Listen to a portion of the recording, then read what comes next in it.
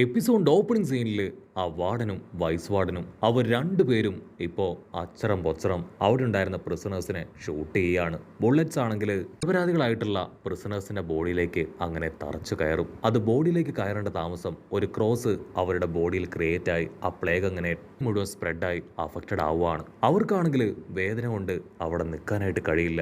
അവർ ഉച്ചത്തിൽ നിലവിളിച്ച് ഓടാനായിട്ട് തുടങ്ങും. അവരെ ടച്ച് ചെയ്യുന്നവർക്കും വളരെ വേഗത്തിൽ തന്നെ ആ ഒരു പ്ലേഗ് സ്പ്രെഡ് ആവും. ഇവിടെ ലൂഫിക്ക് ഇതൊന്നും കണ്ട് വെറുതെ ഇരിക്കാനാവില്ല. നിങ്ങൾക്ക് അത്ര ധൈര്യം ഉണ്ടെങ്കിൽ ആ പാവം പ്രിസണേഴ്സിനോട് ഇങ്ങനെ ക്രൂരമായിട്ട് പെരുമാറും ചോദിച്ച് ലൂഫി ആണെങ്കിൽ അവന്റെ ഹോക്കി പവർ എടുത്ത് ഒരൊറ്റ ഇടിയിൽ ഇപ്പോൾ വാർഡൻ അവൻ അങ്ങനെ തെറിച്ചു പോയി അടിച്ചു വീഴും. മറ്റൊരു ഭാഗത്ത് ചോപ്പർ ആണെങ്കിൽ അവന്റെ ഫുൾ ഫോമിൽ അടിക്കുകയാണ്. ഇവിടെ അപ്പാപ്പനാണെങ്കിൽ ലൂഫിക്ക് പറഞ്ഞു കൊടുക്കാൻ ശ്രമിച്ച അതേ ഹോക്കി പവർ അതുപയോഗിച്ച് മുൻപിൽ വരുന്ന എല്ലാവരെയും ദൂരേക്ക് തെറിപ്പിക്കും. ഇവിടെ റൈസോ ഷുരിങ്കൻസും അവന്റെ നിഞ്ച ടൂൾസ് ഒക്കെ ഉപയോഗിച്ച് ആ ഒരു പെണ്ണുമായിട്ട് പൊരിഞ്ഞ പോരാട്ടം. മറ്റൊരു ഭാഗത്ത് മുറായി പെണ്ണ് അവളാണെങ്കിൽ അവളുടെ റിയൽ ഫോമിലേക്ക് മാറി രണ്ട് സ്ക്വാഡൊക്കെ വീശി ആഞ്ഞു വെട്ടി ഒരുപാട് പേരെ കൊന്നു തള്ളും. മറ്റൊരു ഭാഗത്ത് കവമട്സു ആളാണെങ്കിൽ ആളുടെ സ്ക്വാഡിന്റെ പവർ അതെല്ലാവർക്കും കാണിച്ചു കൊടുക്കുകയാണ്. കറങ്ങി കറങ്ങി ഒരു കൂട്ടം സോൾജിയേഴ്സിനെ ആളില്ലാതാക്കും. അതേസമയം ഇവിടെ യൂസ്ട്രസ് കിഡ് അവനാണെങ്കിൽ അവന്റെ മുൻപിൽ കിടക്കുന്ന ആക്കി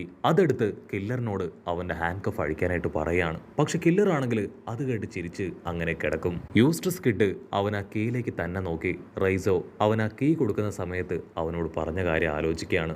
നീ ലൂഫിയുടെ ഫ്രണ്ട് അല്ലേ? ഇത് നിങ്ങളുടെ ഹാൻഡ് കഫിന്റെ കീ ആണ്. എത്രയും വേഗം ഇതുപയോഗിച്ച് ഹാൻഡ് കഫ് അഴിക്ക് എന്നാണ് അവൻ പറഞ്ഞത്.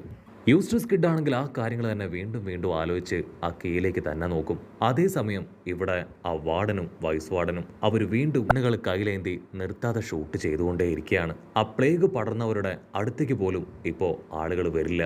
ആളുകൾ പോവാതെ ദൂരേക്ക് പേടിച്ച് മാറി നിൽക്കുകയാണ്. ലൂഫിക്കാണെങ്കിൽ അവന്റെ കൺട്രോൾ നഷ്ടപ്പെടും. അവൻ എന്തൊക്കെ ചെയ്തിട്ടും അവന് അത് സ്റ്റോപ്പ് ചെയ്യാനായിട്ട് കഴിയുന്നില്ല. പ്ലേഗ് സ്പ്രെഡായവരെല്ലാവരും ഉച്ചത്തിൽ നിലവിളിക്കുകയാണ്. അവരുടെ നിലവിളിയൊക്കെ കേട്ട് ലൂഫി അവരെ തന്നെ നോക്കും. ലൂഫിക്ക് അറിയാം ആ വില്ലന്മാര് നിരപരാധികളായിട്ടുള്ള പ്രിസണേഴ്സിനെ തന്നെയാണ് കൂടുതലായിട്ടും എയിം ചെയ്യുന്നത്. പ്ലേഗ് അങ്ങനെ ദ്രുതഗതിയിൽ സ്പ്രെഡായി അവരുടെ ബോഡിയിലെ വാട്ടർ കണ്ടന്റ് അത് അബ്സോർബ് ചെയ്തെടുത്ത് നല്ല രീതിയിലുള്ള ടെമ്പറേച്ചർ അവർക്ക് കൊടുത്ത് അവരുടെ ലൈഫ് അത് വളരെ വേഗം തന്നെ ഇല്ലാതായിട്ട് മാറും. ഇനി ഇങ്ങനെ പോവുകയാണെങ്കിൽ നിരപരാധികളായിട്ടുള്ള പ്രിസണേഴ്സ് എല്ലാവരും ഇവിടെ വെച്ച് തന്നെ കൊല്ലപ്പെടും. അവിടുന്ന് അങ്ങനെ സീൻ കട്ട് ചെയ്ത ഇവിടെ നമ്മുടെ ചോപ്പർ അവനാണെങ്കിൽ അഫക്റ്റഡ് ആയിട്ടുള്ള ആൾക്കാരെ കറക്റ്റായിട്ടൊന്ന് പോയിന്റ് ചെയ്യും. അവന് കാര്യം പിടികിട്ടും. ചോപ്പർ അവരോട് വിളിച്ചു പറയും, പ്ലീസ് ദയവ് ചെയ്ത് ഞാൻ പറയുന്നത് കേൾക്ക്. നിങ്ങളുടെ ഇപ്പോഴത്തെ അവസ്ഥയും ശാരീരിക ബുദ്ധിമുട്ടും എനിക്ക് മനസ്സിലാവും. പക്ഷേ നിങ്ങൾ ഈ സമയം പാനിക് ആവാതെ ഒരു ഭാഗത്ത് സമാധാനമായിട്ട് ഇരിക്കുകയാണെങ്കിൽ നിങ്ങളെ എനിക്ക് ക്യൂർ ചെയ്യാൻ പറ്റും. ഞാനൊരു ഡോക്ടറാണ്. ഇതിനുള്ള ആന്റിഡോട്ട് അതെന്നെ കൊണ്ട് ക്രിയേറ്റ് ചെയ്യാൻ പറ്റുമെന്ന് പറയും. പക്ഷെ അവർക്കാണെങ്കിൽ വേദന കാരണം ഒരു സ്ഥലത്ത് ഇരിക്കാനായിട്ട് കഴിയില്ല. അതേസമയം വാർഡനും വൈസ് വാർഡനും അവർ രണ്ടുപേരും ഒറ്റ സ്വരത്തിൽ അങ്ങനെ വിളിച്ചു പറയും, നിങ്ങളിത് കാണുന്നില്ലേ?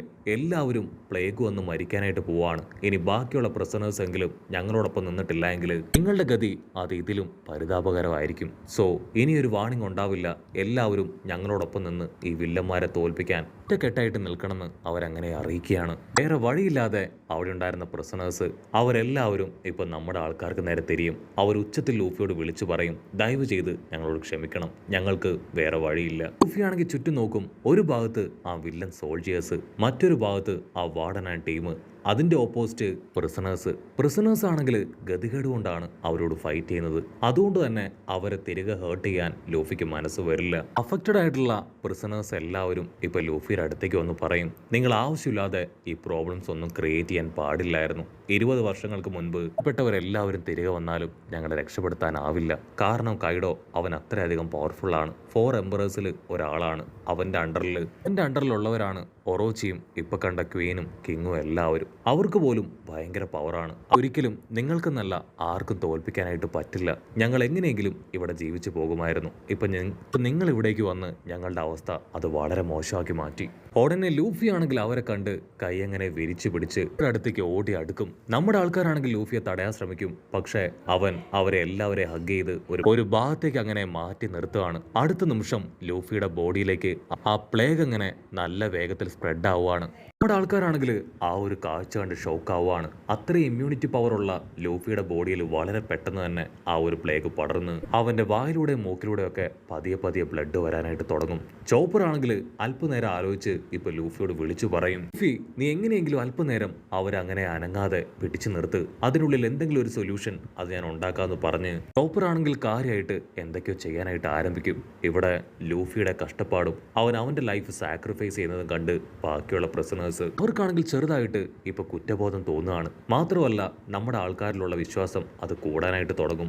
ലൂഫി ആണെങ്കിൽ ട്രിഗർ ചെയ്ത് അവരോട് സംസാരിക്കും. ആക്ച്വലി ഞാൻ കണ്ടിട്ടുള്ള സാമുറൈസ് അവരൊരിക്കലും ഒന്നിനും മുൻപിലും തോറ്റു കൊടുക്കാത്തവരാണ്. അവർക്ക് അവരോടുള്ള വിശ്വാസവും അവരുടെ സാമുറായി വംശത്തോടുള്ള വിശ്വാസവും അവർ വിട്ടുകൊടുക്കില്ല. നിങ്ങൾക്ക് എന്ത് സംഭവിച്ചു, നിങ്ങളുടെ അഭിമാനവും നിങ്ങളുടെ ധീരതയും നിങ്ങൾ ചുരുങ്ങിയ വർഷങ്ങൾ കൊണ്ട് ഈ വില്ലന്മാരുടെ മുൻപിൽ അടിയറവ് വെച്ചിരിക്കുകയാണോ? അത് കേൾക്കുമ്പോൾ അവർക്ക് വല്ലാത്തൊരു കുറ്റബോധം. നിങ്ങൾ മരണം വരെ ആ കാർഡ് കൊടുത്ത് ഒന്നും രണ്ടും ഡംപ്ലിങ്സും മാത്രം കഴിച്ച് അടിമകളെ പോലെ ജീവിക്കാൻ പോവാണോ? ഇനിയെങ്കിലും നിങ്ങൾ ഇതിൽ നിന്ന് പുറത്തു വരാൻ പറഞ്ഞ് ലൂഫി ആണെങ്കിൽ എന്റെ കൈ അങ്ങനെ ഉയർത്തി ആഞ്ഞൊരട്ടി.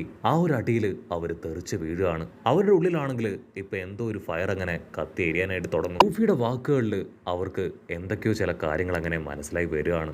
ലൂഫി ആണെങ്കിൽ നിർത്താതെ സ്പീച്ച് കൊടുത്തുകൊണ്ടേയിരിക്കും. ജീവിക്കുകയാണെങ്കിൽ മനുഷ്യനായിട്ട് ജീവിക്കുക, അല്ലാതെ മൃഗങ്ങളായിട്ട് അടിമകളെ പോലെ ജീവിക്കാനായിട്ട് പാടില്ല. നമ്മുടെ പവറും സ്ട്രെങ്തും അതെന്താണെന്ന് കാണിക്കുക, ഡു ഓർ ഡൈ എന്നൊക്കെ പറഞ്ഞ് ലൂഫി അവന്റെ സ്പീച്ച് വേറെ ലെവലിലേക്ക് കൊണ്ടുപോകും. അതേസമയം ഇവിടെ വയലറ്റ് പെണ്ണും മൊമന്റോസ്കിയും അവരാണെങ്കിൽ ഒരുപാട് കഷ്ടപ്പെട്ട് ബുദ്ധിമുട്ടി ഇപ്പൊ ആ സെല്ലിന്റെ അകത്ത് വന്നിരിക്കുകയാണ്. അപ്പൊ അവർ കാണും ദൂരത്തായിട്ട് നമ്മുടെ ലൂഫി അവനങ്ങനെ കോൺഫിഡന്റ് ആയിട്ട് നിന്ന് സ്പീച്ച് കൊടുക്കുകയാണ്. അവർക്കാണെങ്കിൽ ഭയങ്കര ആശ്വാസം, ലൂഫിക്ക് കുഴപ്പമൊന്നുമില്ല. പക്ഷെ അപ്പോഴായിരിക്കും അവന്റെ ബോഡിയിലെ ആ പച്ച കളറിലുള്ള പ്ലേഗ് അവർ ശ്രദ്ധിക്കുക. മാത്രമല്ല ലൂഫിയുടെ വായിലൂടെയും മൂക്കിലൂടെയും പതിയെ ബ്ലഡ് പുറത്തേക്ക് വരികയാണ്. എന്തോ ഒരു കുഴപ്പം അവന് സംഭവിച്ചിട്ടുണ്ട്. ലൂഫി ആണെങ്കിൽ വീണ്ടും വീണ്ടും അവരോട് ചോദിക്കും, കടൽ കടന്നു വന്ന ഒരാൾക്ക് നിങ്ങൾക്ക് മോചനം വാങ്ങി തന്നൂടെ? എന്നെ കൊണ്ട് നിങ്ങളെ തീർച്ചയായിട്ടും രക്ഷിക്കാനായിട്ട് കഴിയും. കടൽ കടന്നു വന്നവനാണ് ആ കൈഡോ. അവന് ഇവിടെ അടക്കി ഭരിക്കാമെങ്കിൽ കടൽ കടന്നു വന്ന എനിക്ക് എന്നെയും ഈ വില്ലന്മാരെ എല്ലാവരെയും അട്ടിച്ച് ഓടിക്കാനായിട്ട് കഴിയും. ഞാൻ ഓൾറെഡി ആ വയലറ്റ് പെണ്ണിന് വാക്ക് കൊടുത്തതാണ്. അവൾ ആഗ്രഹിക്കും പോലെ ഈ ഐലാൻഡ് മാറ്റിയെടുക്കുമെന്ന്. വയലറ്റ് പെണ്ണാണെങ്കിൽ അത് കേട്ട് ഞെട്ടുകയാണ്. ലൂഫി അവൾക്ക് കൊടുത്ത വാക്ക് അവൾ ആലോചിക്കും. ബർത്ത്ഡേക്ക് മാത്രമല്ല, ഇനി മുതൽ ഞാൻ ഇവിടുന്ന് പോയി കഴിഞ്ഞാൽ എല്ലാ ദിവസവും ഇതേ ഡെലീഷ്യസ് ഫുഡായിരിക്കും നീയും ഇവിടെയുള്ളവരും ഡെയിലി കഴിക്കുക. അവളാണെങ്കിൽ ആ കാര്യങ്ങളൊക്കെ ഓർത്ത് അങ്ങനെ ഞെട്ടി നിൽക്കും. ലൂഫി ആണെങ്കിൽ ഒച്ചത്തിൽ വിളിച്ചു പറയും, എല്ലാ കാര്യങ്ങളും ഞങ്ങൾക്ക് നന്നായിട്ട് അറിയാം. ഓടനെ കൊന്നില്ലാതാക്കി ഒറോച്ചിയും കൈഡോയും അവർ രണ്ടുപേരും ചേർന്ന് ഈ ഒരു ഐലാൻഡ് പിടിച്ചെടുക്കി നിങ്ങളെ നരകത്തിലേക്ക് തള്ളിവിട്ടു. നിങ്ങളുടെ ആ പഴയ വില്ലേജ് അത് തിരികെ പിടിക്കാനാണ് ഇവിടേക്ക് വന്നത്.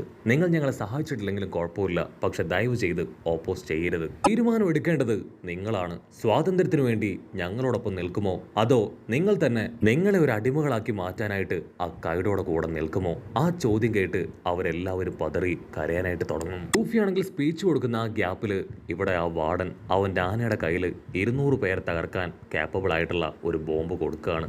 കവമട്സു ആണെങ്കിൽ അങ്ങനെ കറക്റ്റായിട്ട് നോട്ടീസ് ചെയ്യും. വാർഡന്റെ സോൾജിയേഴ്സ് ആണെങ്കിൽ അത് കണ്ട് ഷോക്കാവും. ബോസ് ദയവ് ചെയ്ത് അങ്ങനെ ചെയ്യരുത്, അങ്ങനെ ചെയ്താൽ നമ്മൾ അടക്കം മരിക്കും. പക്ഷെ അവനാണെങ്കിൽ അത് കേൾക്കില്ല.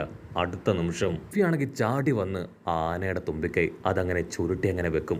സെക്കൻഡുകൾ കൊണ്ട് അതങ്ങനെ പൊട്ടിത്തെറിച്ച് വാർഡന്റെ കഥ കഴിയാണ്. ഇനി ബാക്കിയുള്ളത് ആ വൈസ് വാർഡനാണ്. അവനെ തകർക്കാനായിട്ട് ഇപ്പൊ പ്രിസണേഴ്സ് എല്ലാവരും തയ്യാറാവും. വൈസ് വാർഡൻ ആണെങ്കിൽ വീണ്ടും വീണ്ടും അവരെ ഭീഷണിപ്പെടുത്താനായിട്ട് ശ്രമിക്കും. പക്ഷെ ഇത്തവണ അവർ ആ ഭീഷണിയിൽ പേടിക്കാതെ എല്ലാവരെയും ചവിട്ടി കൂട്ടും. പാപ്പനാണെങ്കിൽ അത് കണ്ട് ഭയങ്കര സന്തോഷം. ആളങ്ങനെ ലൂഫിയുടെ പേര് ഉച്ചത്തിൽ വിളിച്ച് പറയുന്നതോട് കൂടെ ഈ ഒരു എപ്പിസോഡ് അവസാനിക്കുന്നു.